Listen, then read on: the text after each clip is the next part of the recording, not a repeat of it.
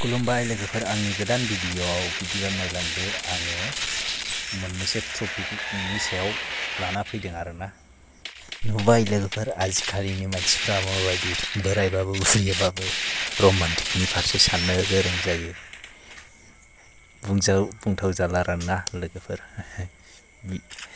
मा खालामबावनो आरोना, गासिबो बिदिनो जालांजोब्बाय। सोरखौ मा बुंबावनो आरोना, गाव सिरि थानायानो गाहामसै, नङा होमबा? दा आं बिनि सायावनो टपिक लाबोदों आरोना। जाबाबो जायाबाबो फंसेबाबो फंनैबाबो बुंनाय थाबाय। आसलथे बोराय जाखानानै बुरै जाखानानै बेफोरबायदि जुलि जानांगौनि दरखार गैयामोन आरोना। गावबागाव फिसाला बिहामजो दं, फिसाजो दं, बेफोरजोंनो संसारखौ सालायलांनो हायो। नाथाय बेफोरबायदि जानाया मोजां नङा आरोना।